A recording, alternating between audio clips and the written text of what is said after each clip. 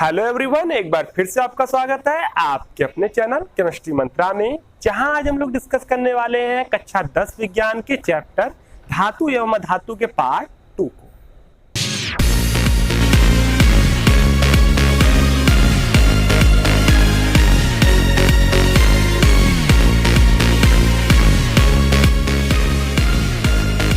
आज का हमारा मुख्य टॉपिक है धातुओं के रासायनिक गुण।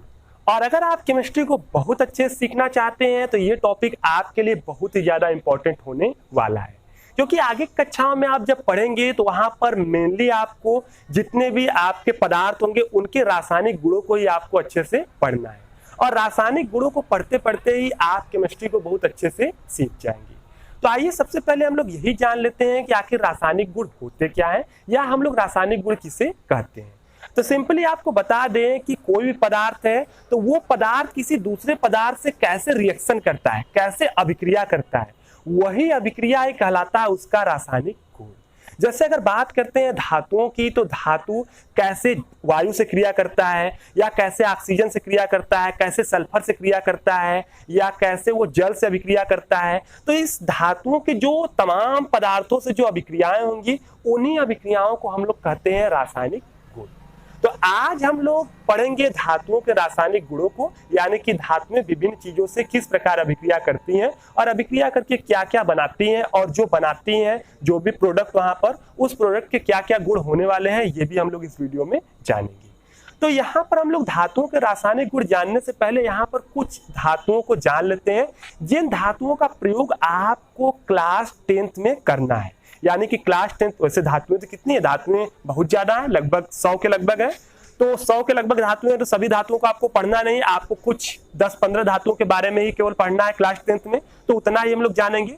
तो हम सबसे पहले उन 10-15 धातुओं के बारे में आपको बता दे रहे हैं जिनको आपको क्लास 10th में पढ़ना है। तो कौन कौन सी धातुएं हैं देख लीजिए, बड़ा इंपॉर्टेंट होने वाला है। तो वो धातुएं होने वाले हैं, जो धातुएं हैं वो आपका है potassium, sodium, calcium, magnesium, aluminium, zinc, iron, और इसके बाद है लेड। यहाँ हाइड्रोजन, हाइड्रोजन धातु नहीं लेकिन हम यहाँ लिख दे रहे हैं, आपको कुछ उसके बारे में और बताना है। इसके बाद कॉपर, मरकरी, सिल्वर और गोल्ड।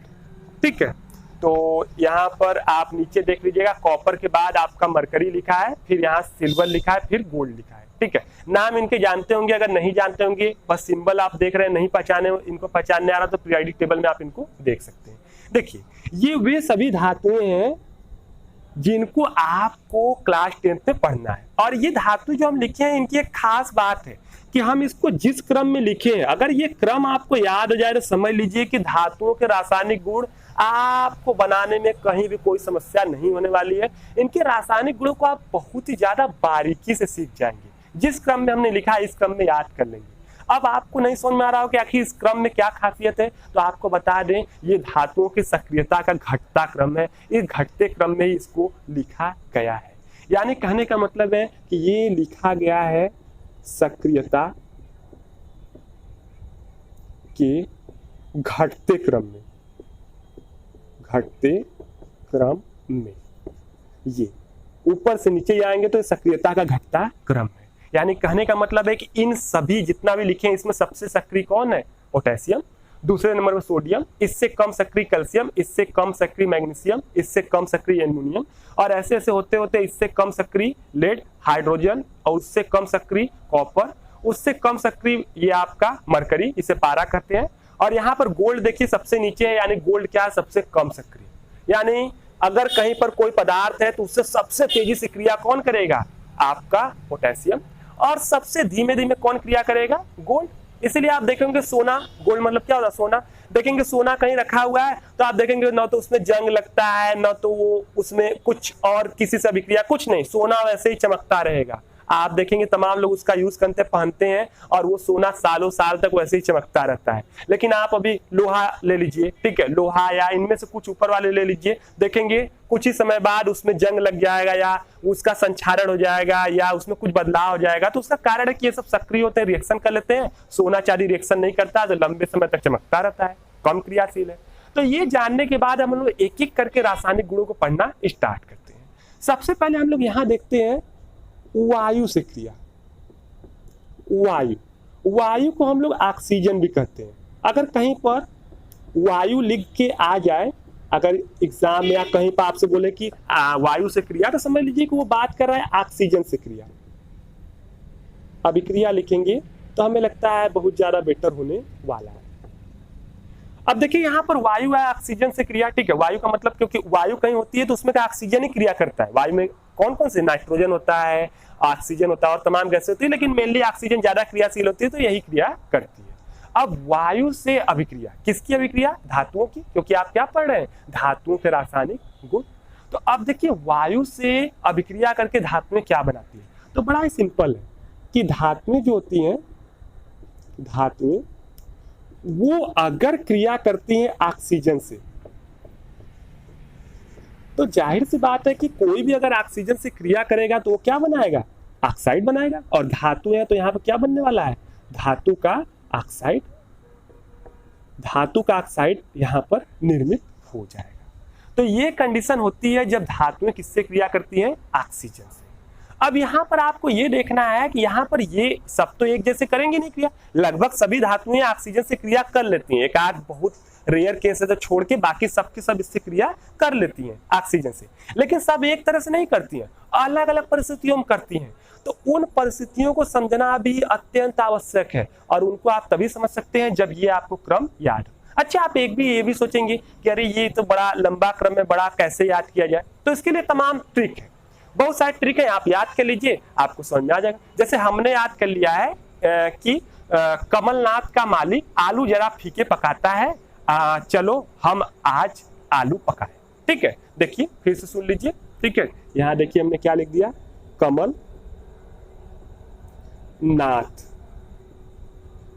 नाथ का माली आलू जरा फीके पकाता है,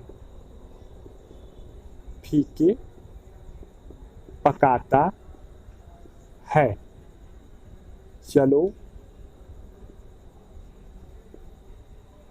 हम आज आलू पकाएं।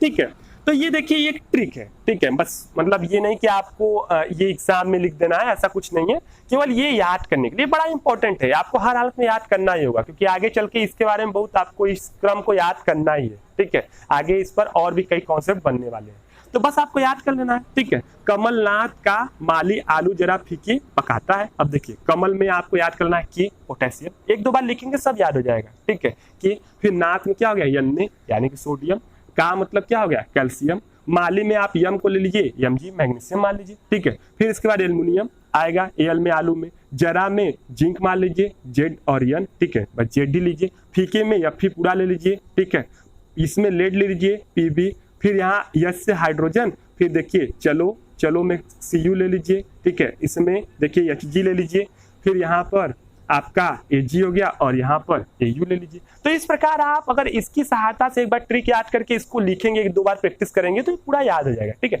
करके देखिएगा, बड़ा आसान है, बहुत तुरंत आपको याद हो जाएगा। तो ये देखिए यहाँ पर धातुएं ऑक्सीजन से क्रिया करके धातु ऑक्साइड बनाती है, लेकिन सभी तो एक जैसे बनाएंगे नहीं, कुछ बहुत तेजी से क्रिया करेंगी और कुछ धीमे धीमे क्रिया करेंगी। तो देखिए इसमें जो ये ऊपर की होती है पोटेशियम और सोडियम, ये बड़ा ही सक्रिय होती हैं, बहुत ही ज्यादा सक्रिय होती हैं और ये इतना सक्रिय होती हैं कि ये ऑक्सीजन के संपर्क में आते ही तुरंत उससे क्रिया कर लेती है और इतना तेज क्रिया करती है, इतना तेज क्रिया करती है कि वहां से इतनी ऊर्जा उत्पन्न होती है कि वहां आग लग जाता है, तुरंत आग लग जाता है। अभी कहीं पर आप सोडियम पोटेशियम रखे हैं, तुरंत ऑक्सीजन से क्रिया करेंगे और वायु में ही आग लग जाएगा, वहां पर अपने आप आग लग जाएगा, क्योंकि वहां इतनी तेज क्रिया होती है, इतनी सक्रिय है कि तुरंत क्या हो जाता है? आग लग जाता है वहां पर।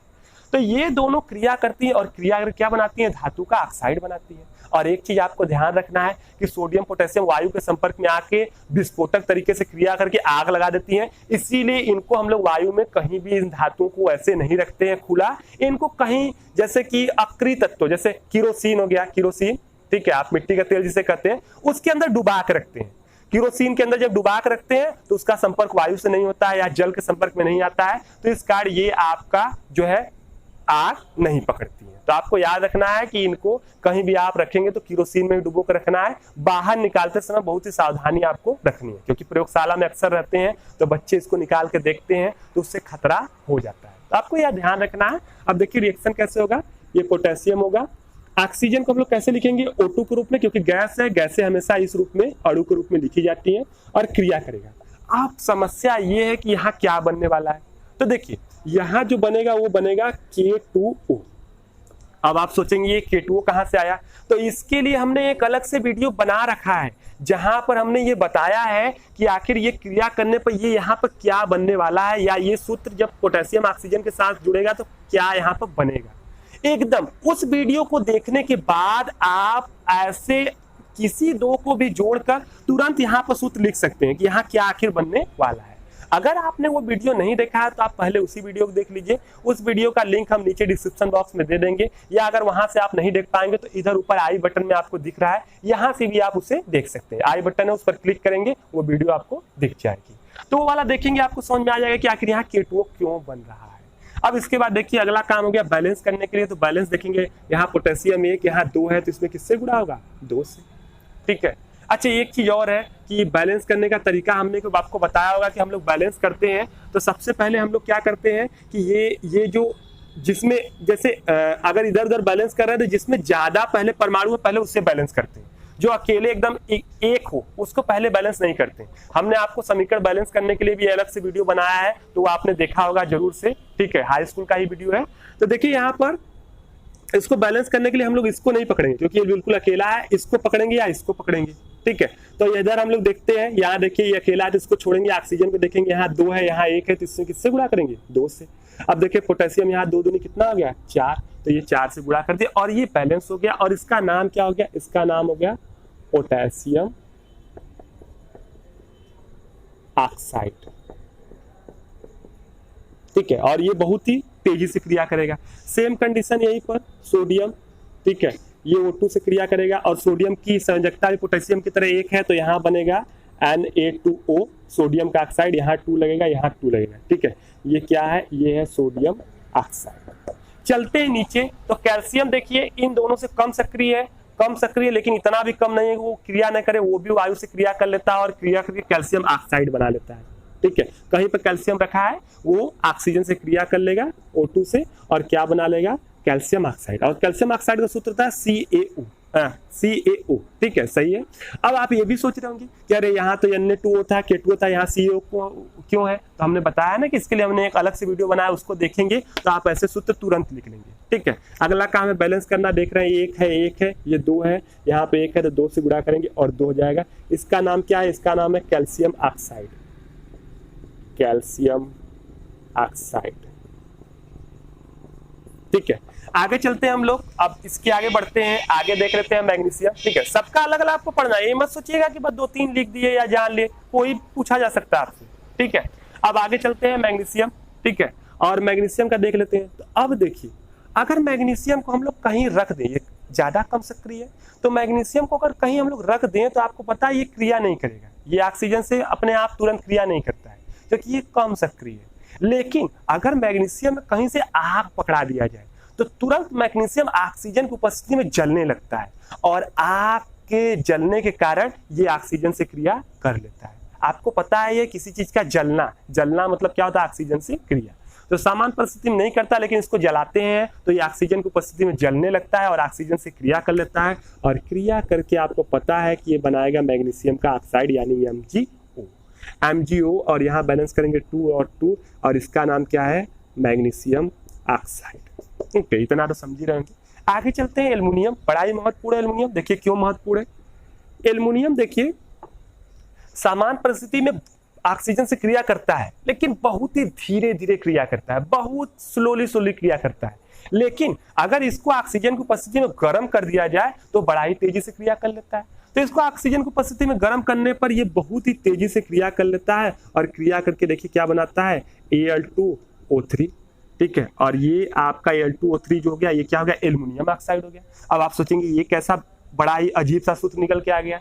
ठीक है, तो सिंपल ये सब आपको पता होगा। ठीक है, ये सब संयोजकताओं का खेल है, इस पर हम वीडियो बना चुके हैं कि कैसे ये सूत्रों को बनाते हैं। यहाँ संयोजकता इसकी 2 थी, इसकी 3 थी, इस कारण ऐसा सूत्र बना है। ठीक है, सब संयोजकता के आधार पर बना है, इसीलिए हमने आपको बोला कि वो वाली वीडियो आप जरूर देख लीजिए जिसमें हमने ये बताया है। इसके बाद ये सारे सूत्र तो आप चुटकियों में लिख लेंगे। ठीक है, आगे चलते हैं, इनको बैलेंस करते हैं। तो आपको बैलेंस करने का तरीका, ये बिल्कुल अकेला है तो इसको नहीं, पहले इसको बैलेंस करेंगे। यहाँ 3 है तो हम, यहाँ 2 है तो हमने बताया था एसएसएम में यहाँ 2 होता है और यहाँ होता है 3।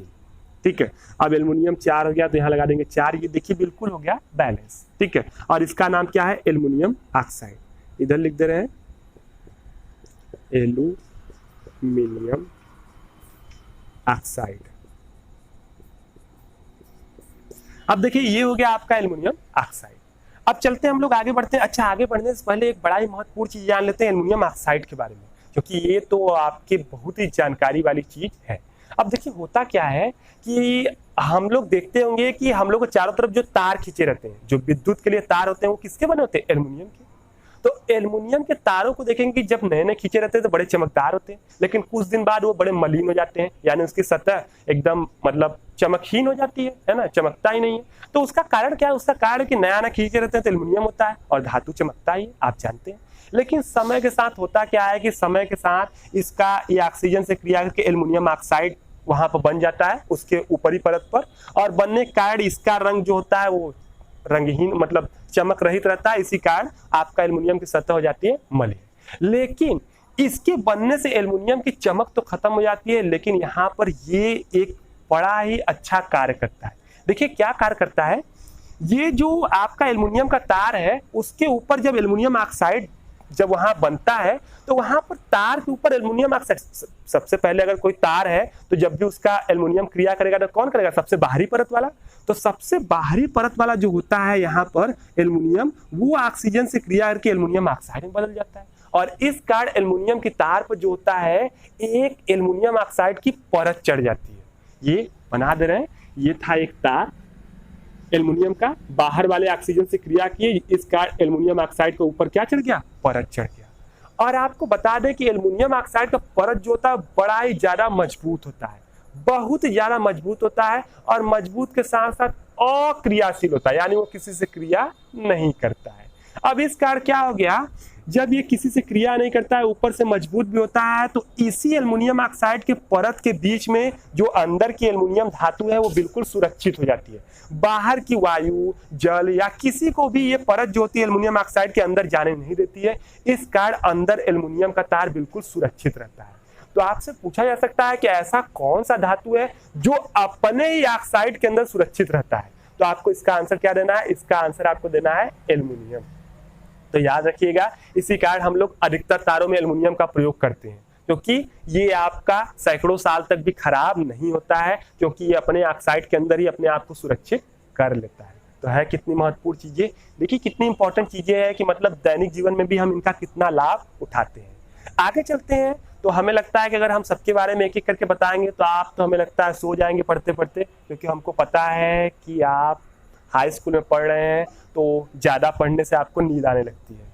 तो ये चीज़ें जो है कि यहाँ पर आ गया, तो एक और देख लेते हैं, कॉपर का देख लेते हैं। ठीक है, देखिए कॉपर जो होता है बहुत ही कम क्रियाशील होता है, क्योंकि आप देख रहे हैं बड़ा ही नीचे है, तो कम क्रियाशील होने की वजह से ये क्रिया तो नहीं करता है सामान्य परिस्थिति में। लेकिन अगर इसको ऑक्सीजन के साथ गर्म कर दिया जाए तो ऑक्सीजन के साथ गर्म करने पर ये काले रंग का एक पदार्थ बना लेता है जो कहलाता है copper second oxide, copper second oxide. ठीक है, या इसी को हम लोग क्यूप्रस ऑक्साइड कहते हैं, क्यूप्रस ऑक्साइड। ठीक है, अभी देखिए दो होता है, एक होता है Cu2O, इसको कॉपर फर्स्ट ऑक्साइड कहा जाता है। अच्छा, ये फर्स्ट सेकेंड क्या होता है, तो देखिए ऑक्सीजन की संयोजकता क्या होती है, 2। ठीक है, तो जाहिर सी बात है इसकी 2 संयोजकता होगी, ठीक है, 2 इलेक्ट्रॉन चाहिए इसको। तो कॉपर, अगर कॉपर के साथ ये बनाया है तो इसका भी संयोजकता 2 होगा, तभी तो ये सूत्र बनेगा। तो जब इसकी संयोजकता 2 होती है तो ऐसे समय इसी को बोला जाता है इसकी कॉपर की संयोजकता 2 है और इसके साथ ऑक्साइड है। अगर इसकी बात करें Cu2 तो इसको क्यूप्रिक ऑक्साइड कहते हैं या इसको कॉपर फर्स्ट ऑक्साइड कहते हैं, क्योंकि ऐसे समय में कॉपर की संयोजकता 1 होती है और इसकी ऑक्सीजन की 2 होती है, तो इसको यहाँ पर संयोजकता के आधार पर कॉपर फर्स्ट ऑक्साइड कहते हैं। ठीक है, आगे चलेंगे तो हमें लगता है बेटर होगा, अभी आपको इतना ज्यादा सीखने की जरूरत नहीं है। तो ये कॉपर सेकेंड ऑक्साइड है और ये काले रंग का होता है, ठीक है, ये काला होता है। और ये कब बनता है? ये तब बनता है जबकि आपका इसको हम लोग कर देते हैं गर्म, लिख दे रहे हैं कि गर्म करते हैं, बैलेंस करेंगे तो यहाँ 2 हो जाएगा और यहाँ हो जाएगा 2। तो हमें लगता है आपने वायु से अभिक्रिया पढ़ लिया। अब देखिए वायु से अभिक्रिया करने के बाद ये सब बने क्या है? ऑक्साइड बने, ठीक है। अब जब ऑक्साइड बन गया है, कौन सा ऑक्साइड है? धातु के ऑक्साइड। तो आगे हम लोग इसी में चल देते हैं और पढ़ लेते हैं यहाँ पर कि धातु ऑक्साइडों की प्रकृति, ऑक्साइडों की प्रकृति। अब देखिए धातु ऑक्साइडों की प्रकृति कैसी होती है, तो आपको बता दें सिंपल, जैसे प्रकृति इनकी क्या होगी, तो आपको बता दें कि धातु ऑक्साइड जो होते हैं, अधिकतर धातु ऑक्साइड जो होते हैं वो होते हैं क्षारीय। अधिकतर धातु ऑक्साइड की प्रकृति कैसी होती है? क्षारीय। यानी अगर इसमें पूछा जाए तो K2O क्या है? क्षारीय है। अभी पूछ दिया सोडियम ऑक्साइड तो ये भी क्या है? क्षारीय है। अभी पूछ दिया जाए कैल्शियम ऑक्साइड तो ये क्या है? क्षारीय है। ठीक है, प्रकृति कैसी? क्षारीय। आप इसके पहले पढ़ चुके हैं अम्ल, क्षार तथा लवण, तो उस आधार पर देखेंगे तो ये क्षारीय है, ये भी क्षारीय, ये भी क्षारीय है। ठीक है, अभी हम लोग MgO की बात करें तो ये भी क्या है? क्षारीय है। ठीक है, ये आपका क्षारीय है। इसके बाद अगर हम लोग आगे की बात करें, ठीक है, ये सब क्षारीय है। तो धातु के अधिकतर ऑक्साइड जो होते हैं क्षारीय होते हैं, 90% ऑक्साइड समझ लीजिए आप क्षारीय है। लेकिन कुछ ऐसे ऑक्साइड होते हैं जो क्षारीय नहीं होते हैं। तो अब आप सोचेंगे कि क्षारीय नहीं होंगे तो अम्लीय होंगे, बिल्कुल अम्लीय नहीं होते हैं। धातु के ऑक्साइड अम्लीय नहीं हो सकते हैं। धातु के ऑक्साइड जब भी होंगे तो क्षारीय होंगे, या तो वो होंगे उभयधर्मी। वो कैसे होंगे?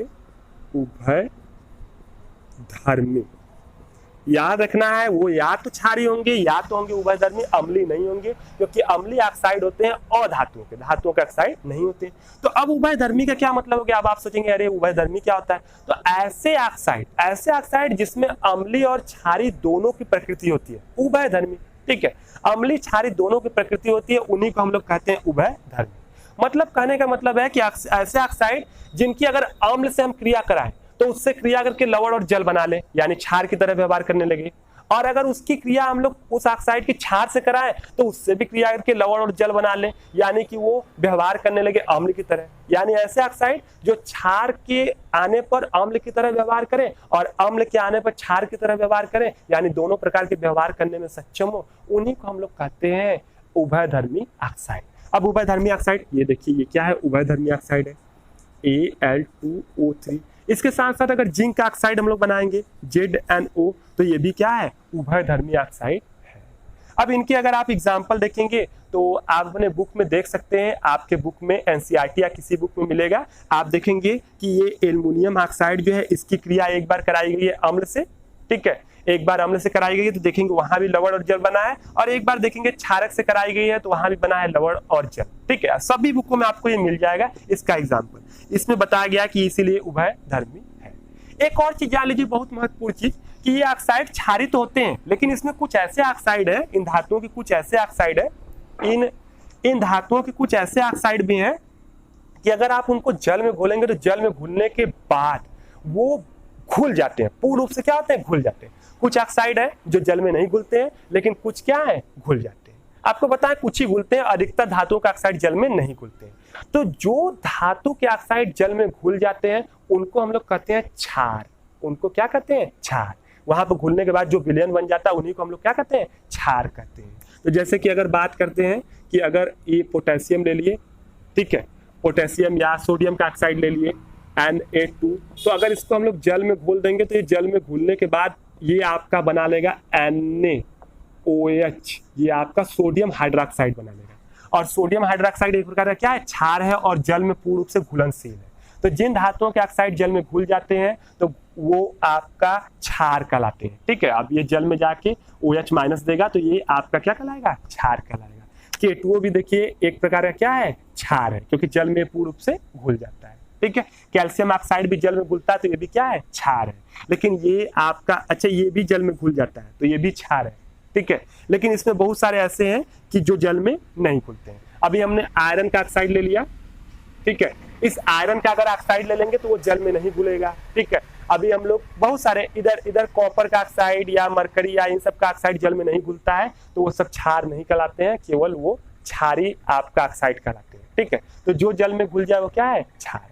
एक और चीज ले कि नीचे जो है ये जैसे सिल्वर हो गया या गोल्ड हो गया, गोल्ड को ले लीजिए सोना, तो ये ऑक्सीजन से बहुत धीरे धीरे क्रिया करता है या लगभग आप मान के चलिए नहीं करता है, क्योंकि इसकी क्रियाशीलता बहुत ही क्या होती है, कम होती है। तो यहाँ पर देखिए यहाँ पर हमने आपको वायु से ऑक्सीजन से जो अभिक्रिया थी इससे संबंधित जितने भी टॉपिक थे सबकी क्रियाएं भी यहाँ करा दिया, और इससे जो भी सारी चीजें हमने बता दिया है कैसे कैसे बन रहा है, ऑक्साइडों की प्रकृति भी यहाँ पर बता दिया, और साथ साथ यहाँ जो प्रोडक्ट बने हमने उनके गुणों को भी बता दिया कि हम लोग भावी जीवन में इसका कहाँ कहाँ यूज करते हैं, कैसे इसका प्रयोग करते हैं। तो अब इसको हम लोग मिटाते हैं और चलते हैं अगले रासायनिक गुण की ओर।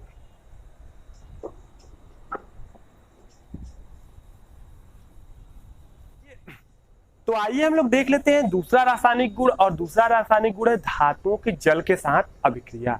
यानी इस बार आपको धातुओं की क्रिया करानी है जल के साथ। अब देखिए यहाँ पर हमने पहले आपको इंट्रोडक्शन लिख दिया है कि जब धातु के जल के साथ अभिक्रिया कराएंगे तो यहाँ क्या क्या बनने वाला है। देखिए फर्स्ट कंडीशन है कि यहाँ जब धातु की जल के साथ अभिक्रिया करते हैं तो आपका बनता है धातु ऑक्साइड। धातु के जल के साथ अभिक्रिया करते हैं तो बनता क्या है, धातु ऑक्साइड, और वहां से निकलती है हाइड्रोजन गैस। लेकिन यहाँ पर कभी कभी ऐसा होता है कि बनने वाली जो धातु ऑक्साइड है, अभी इसके पहले आपने पढ़ा था कि धातुओं की कुछ ऑक्साइड क्या होते हैं, जल में घुलनशील होती हैं, विलय होती हैं।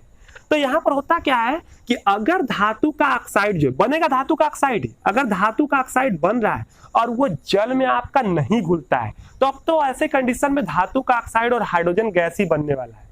लेकिन अगर धातु ऑक्साइड जो है जल में घुलनशील है तो वो बनते ही तुरंत जल में घुल जाएगा, वो बनते ही जल में घुल जाएगा, और धातु का ऑक्साइड जल में घुलता है तो बनता है धातु हाइड्रोक्साइड। तो ऐसे समय में धातु जल के साथ क्रिया करेगा तो ये बनने वाला ऑक्साइड हाइड्रोक्साइड में बदल जाएगा, तो यहाँ ऑक्साइड की जगह आपको हाइड्रोक्साइड मिलेगा, और हाइड्रोजन गैस तो निकल रही है वो निकलती रहेगी। नहीं समझ में आ रहा है तो अभी आपको समझ में आ जाने वाला है। देखिए हम लोग यहाँ रिएक्शन कराते हैं, देखिए जैसे पोटेशियम की रिएक्शन कराते हैं, पोटेशियम की रिएक्शन हम लोग कराते हैं H2O से। अब यहाँ जब रिएक्शन कराएंगे तो अब ये क्या होगा कि पोटेशियम क्रिया करेगा तो यहाँ बनेगा पोटेशियम का ऑक्साइड। लेकिन आपको पता है कि पोटेशियम का ऑक्साइड जल में घुल जाता है और घुल के हाइड्रोक्साइड में बदल जाता है, तो तुरंत यहाँ पर बनने वाला जो K2O है ये जल में घुल जाएगा और जल में घुल के बना लेगा KOH यानी कि हाइड्रोक्साइड। इसी कारण यहाँ पर जो परिणामी आपको मिलेगा वो ऑक्साइड बनता है, लेकिन घुलने का इस रूप में बदल गया तो आपको प्रोडक्ट में जो उत्पाद है उसमें यही मिलेगा, यानी आपको यहाँ पे मिलेगा KOH, और प्लस यहाँ से H2 क्या हो जाएगी, निकल जाएगी बाहर। ठीक है, आगे चलते हैं, एक और देख लेते हैं। यहाँ पर जैसे यहाँ पर सोडियम का देख लेते हैं।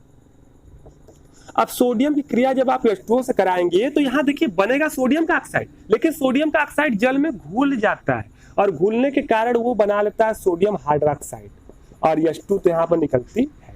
ठीक है, बैलेंस इनको अगर आप करना चाहें तो बैलेंस बड़े आसानी से कर सकते हैं। ठीक है, देखिए यहाँ लगा देंगे 2 और यहाँ पर भी हो जाएगा 2 और यहाँ पे हो जाएगा 2, उसी तरह यहाँ 2 और यहाँ भी 2 और यहाँ भी 2। ठीक है, इसका नाम क्या है, इसका नाम है पोटेशियम हाइड्रोक्साइड। ठीक है, और इसका नाम है सोडियम हाइड्रोक्साइड। आप पूरा नाम लिखिएगा, हम यहाँ पर आपका समय बचाने के लिए इसका अधूरा नाम लिख रहे हैं सोडियम हाइड्रोक्साइड। ये क्या है, हाइड्रोजन गैस है। ठीक है, और ये जल है। ठीक है, तो इनसे क्रिया कर रही है तो यहाँ देखिए हाइड्रोक्साइड बन रहा है। क्यों बन रहा है, इसलिए बन रहा है क्योंकि ये जो आपका है ये आपके जल में घुलनशील है, इसीलिए हाइड्रोक्साइड बन रहा है। ठीक है, इनके ऑक्साइड जल में घुलनशील होते हैं। अब एक चीज और जानिए कि यहाँ पर यही नहीं बनता है, प्लस यहाँ ढेर सारी निकलती है उष्मा, प्लस यहाँ पर ढेर सारी क्या निकलती है, उष्मा। और आपको बता दें कि इन दोनों की जल से क्रिया के फलस्वरूप इतनी ऊष्मा निकलती है कि इस ऊष्मा के फलस्वरूप ये जो हाइड्रोजन है इसमें आग लग जाता है। हाइड्रोजन गैस क्या है, बहुत ही ज्वलनशील है और इतना ज्वलनशील है कि मतलब अत्यधिक ज्वलनशील तो है ही, और यहाँ पर ऊष्मा उत्पन्न हो गई ढेर सारी, इस कारण ऊष्मा के कारण इसमें आग लग जाता है और वहां पर जलने लगता है। सोचिए, पानी के अंदर आप सोडियम फेंकेंगे तो वहां से आग निकलेगा, ठीक है। तो इसी कारण आप समझदारी से काम लीजिएगा, अगर कहीं पर सोडियम में आग लग गया तो उसको बुझाने के लिए पानी मत फेंकिएगा, नहीं तो आग और फैल जाएगी और ज्यादा वहां पर विस्फोट हो जाएगा, जलने लगेगा। तो ये इतनी ज्यादा क्रियाशील होती हैं जल के साथ की क्रिया करती हैं, तो वहां निकलने वाले हाइड्रोजन गैस में यहाँ से निकलने वाली ऊष्मा का आग लग जाती है, यानी बहुत ज्यादा तेजी से क्रिया करती है, क्योंकि ये क्या सबसे अधिक सक्रिय, ठीक है। इसके बाद बात करते हैं कैल्शियम की, ठीक है। तो कैल्शियम भी इसके साथ क्रिया करता है, तो हाइड्रोक्साइड बनाता है CaOH का होल ट्वाइस, ठीक है। अब देखिए यहाँ सूत्र अलग है, यहाँ हाइड्रोक्साइड का सूत्र अलग है, तो हमने बताया ना कि इसके लिए हमने एक अलग से वीडियो बनाया है जिसमें आप देखेंगे तो पता चल जाएगा कि आखिर ये कैसे बन रहा है, ठीक है। बैलेंस करेंगे यहाँ पर, तो देखिए यहाँ पर लग जाएगा केवल और केवल 2, ठीक है। तो ये देख लेते हैं, वो हो गया, और यहाँ पर आपका अच्छा यहाँ H2 गैस तो हमने निकाला ही नहीं, ठीक है। तो ये देखिए ये आपका सूत्र यहाँ बन गया, और ये कौन सा है, कैल्शियम हाइड्रोक्साइड, ठीक है। अब देखिए ये क्रिया तो करता है लेकिन यहाँ आग वाग नहीं लगती है, ठीक है, क्योंकि यहाँ निकलने वाली जो ऊष्मा होती है वो बहुत ही कम होती है, ठीक है, कम ऊष्मा का आग वाग नहीं लगती है। अब बात करते हैं मैग्नीशियम की।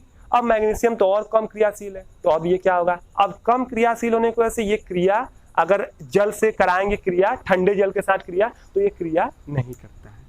अगर हम मैग्नीशियम के ऊपर जल डालें तो ये जल के साथ क्रिया नहीं करता है, लेकिन मैग्नीशियम के साथ जल मिलाकर इसको गर्म कर दें या गर्म जल के साथ इसकी क्रिया कराएं तो ये क्रिया कर लेता है, और क्रिया करने के बाद ये भी बनाता है मैग्नीशियम हाइड्रोक्साइड, ठीक है, और यहाँ से निकलती है हाइड्रोजन गैस, ठीक है। बैलेंस करेंगे तो यहाँ जाएगा 2। अब आप सोचेंगे बार बार हाइड्रोक्साइड क्यों बन रहा है, इसलिए कि इनके जो ऑक्साइड होते हैं वो जल में क्या होते हैं, घुलनशील होते हैं। इसके पहले ही अभी इसी वीडियो में हम बताए थे कि किसके किसके ऑक्साइड जो होते हैं जल में घुलनशील होते हैं, तो ये आपने देख लिया। अब आते हैं नीचे, ओके, ये सब बहुत कम क्रियाशील है, ये भी कम क्रियाशील, ये भी कम क्रियाशील, सब कम क्रियाशील है, और ये इतने कम क्रियाशील है कि अगर इतने क्रम क्रियाशील है कि अगर इनका आप चाहेंगे कि इनका हम डायरेक्ट क्रिया कराएं, ठीक है, इनका हम लोग डायरेक्ट जल के साथ रिएक्शन कराएं, तो ये न तो गर्म जल के साथ क्रिया करती हैं और न ही ठंडे जल के साथ क्रिया करती है, यानी कि ये गर्म जल और ठंडे जल दोनों के साथ नहीं क्रिया करेंगी। लेकिन एल्युमिनियम, जिंक और आयरन, ये जो तीनों होते हैं, ये भाप के साथ अभिक्रिया करती हैं। भाप क्या होता है, जल का ही वाष्पित रूप है, तो कम क्रियाशील होने के कारण ये ठंडे जल से क्रिया नहीं करती हैं, बहुत ज्यादा कम क्रियाशील इसलिए गर्म जल के साथ भी क्रिया नहीं करती है, लेकिन भाप में बहुत ज्यादा ऊर्जा होती है, इस कारण ये भाप के साथ क्रिया कर लेती है। और अगर इसके नीचे ये सब किससे क्रिया करती हैं, ये सब क्रिया करती हैं भाप के साथ, ये क्रिया करता है गर्म जल के साथ, और ये सब क्रिया कर लेती हैं ठंडे जल के साथ, ठीक है। वो निर्भर करता है किसकी क्या क्रियाशीलता है। अब इसके नीचे की बात करें, लेड से लेकर अगर हम बात करते हैं यहाँ Au तक, तो ये सब जो होती है ये जल के साथ क्रिया नहीं करती है, यानी बात करते हैं लेड, कॉपर, मरकरी, ठीक है, और यहाँ सिल्वर, गोल्ड, तो ये तो न ठंडे जल के साथ क्रिया करती है, न तो गर्म जल के साथ क्रिया करती है, न तो भाप के साथ क्रिया करती है, किसी के साथ भी ये क्रिया नहीं करती है। क्यों नहीं क्रिया करती है, क्योंकि इनकी क्रियाशीलता बहुत ही क्या है, कम है। तो आइए हम लोग ये देख लेते हैं कि ये भाप के साथ क्रिया करके कैसे क्या बनाती है, ठीक है। अब जैसे यहाँ पर एल्युमिनियम की क्रिया करानी है, तो एल्युमिनियम की अगर हम लोग भाप के साथ क्रिया कराएंगे, ये क्या है, भाप है, तो ये भाप के साथ क्रिया करके एल्युमिनियम का बना रहता है ऑक्साइड, यानी कि Al2O3 बना लेता है, और यहाँ पर H2 गैस निकलती है। अब आप कहेंगे कि ये हाइड्रोक्साइड क्यों नहीं बना रहा है, क्योंकि एल्युमिनियम के ऑक्साइड को जल में घोलने से ये जल में नहीं घुलता है, ये जल में घुलता, एल्युमिनियम का ऑक्साइड जल में नहीं घुलता है, और नहीं घुलता है तो ऑक्साइड ही रह जाता है, हाइड्रोक्साइड में परिवर्तित नहीं होता है। उसी तरह अगर हम लोग आयरन की बात करें, अब आयरन की हम लोग भाप के साथ क्रिया कराएं, ये क्या है, भाप है, तो अब यहाँ पर क्या बनाएगा, ये बनाएगा Fe, आपका बनाएगा 3 और O बनेगा 4, ठीक है, Fe3O4 बनेगा और प्लस यहाँ पे H2 निकलेगा। तो अब आप ये हमने ये यहाँ हाइड्रोक्साइड क्यों नहीं लिखा, क्योंकि इसका भी ऑक्साइड जो होगा जो आयरन का ऑक्साइड होगा वो भी जल में घुलनशील नहीं होता है, यानी ये जल में नहीं घुलता है। तो जो जो जल में नहीं घुलते हैं उनका ऑक्साइड रहता है और जो जल में घुल जाते हैं उनका बन जाता है हाइड्रा ऑक्साइड। ठीक है, इनको थोड़ा बैलेंस कर लेते हैं। तो हम लोग यहाँ देख लेते हैं, इधर से बैलेंस हम लोग करेंगे। सबसे पहले हम लोग ऑक्सीजन करेंगे, 3 है और यहाँ 1 है, तो इसमें 3 का कर देते हैं गुणा। ठीक है, अब इसके बाद एल्युमिनियम देख रहे हैं 2 है, तो यहाँ भी 2 लगा देते हैं। हाइड्रोजन यहाँ जो है कि 3 दूनी 6 है, तो यहाँ लगा देते हैं 3। ठीक है, इधर ये भी बैलेंस कर देते हैं। तो ऑक्सीजन 4 है, तो यहाँ 4 से गुणा कर देते हैं। आयरन 3 है, तो 3 लगा देते हैं। और यहाँ देखिए हाइड्रोजन है, तो ये 4 लगा देते हैं। तो इस प्रकार आपने यहाँ पर इसको भी देख लिया। तो इस प्रकार आपने ये भी देख लिया कि जल से धातुएं किस प्रकार अभिक्रिया करती हैं। आपने सबका देख लिया कि कौन ठंडे जल से, कौन गर्म जल से, कौन भाप से क्रिया करता है, कौन क्रिया ही नहीं करता है, क्यों नहीं क्रिया करता है। ठीक है, क्रिया करते हैं तो क्या बनता है, कौन कौन ऑक्साइड बनाता है, कौन कौन धातु का ऑक्साइड बनाता है, कौन हाइड्रोक्साइड बनाता है, क्यों बनाता है, ये सारी चीजों को आपने जान लिया और अच्छे से समझ लिया। तो इनको बहुत ही बारीकी से आप समझिएगा। तो हमें लगता है कि ये वीडियो बहुत ही ज़्यादा लंबी होने जा रही है, तो हमें लगता है कि हम लोग को बचे हुए रासायनिक गुण नेक्स्ट पार्ट में जानने चाहिए या और आपको उसी में पढ़ने चाहिए, क्योंकि ज़्यादा वीडियो लंबी हो जाएगा तो आप पढ़ भी नहीं पाएंगे। तो अब हम लोग मिलेंगे नेक्स्ट वीडियो में लेकर धातुओं के बाकी रासायनिक गुणों को। तब तक के लिए धन्यवाद।